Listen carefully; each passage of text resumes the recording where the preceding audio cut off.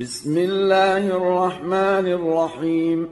يسبح لله ما في السماوات وما في الأرض، له الملك وله الحمد، وهو على كل شيء قدير.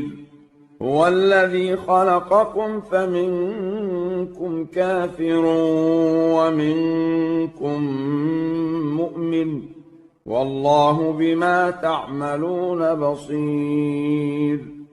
خلق السماوات والأرض بالحق وصوركم فأحسن صوركم وإليه المصير. يعلم ما في السماوات والأرض ويعلم ما تسرون وما تعلنون، والله عليم بذات الصدور.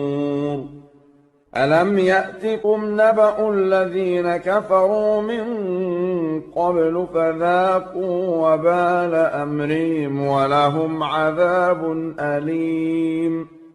ذلك بأنه كانت تأتيهم رسلهم بالبينات فقالوا أبشر يهدوننا فكفروا وتولوا واستغنى الله، والله غني حميد. زعم الذين كفروا أن لن يبعثوا، قل بلى وربي لتبعثن ثم لتنبؤن بما عملتم وذلك على الله يسير. فآمنوا بالله ورسوله والنور الذي أنزلنا، والله بما تعملون خبير. يوم يجمعكم ليوم الجمع، ذلك يوم التغابن. ومن يؤمن بالله ويعمل صالحا يكفر عنه سيئاته ويدخله جنات تجري من تحتها الأنهار خالدين فيها أبدا، ذلك الفوز العظيم. والذين كفروا وكذبوا بآياتنا أولئك أصحاب النار خالدين فيها، وبئس المصير.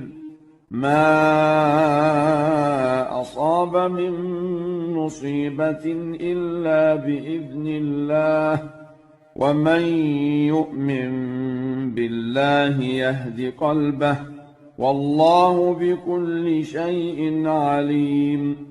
وأطيعوا الله وأطيعوا الرسول، فإن توليتم فإنما على رسولنا البلاغ المبين. الله لا إله إلا هو، وعلى الله فليتوكل المؤمنون. يا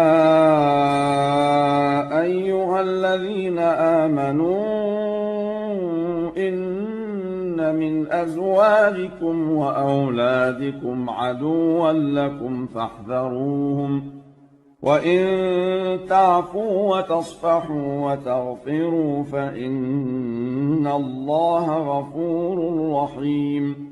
إنما أموالكم وأولادكم فتنة، والله عنده أجر عظيم.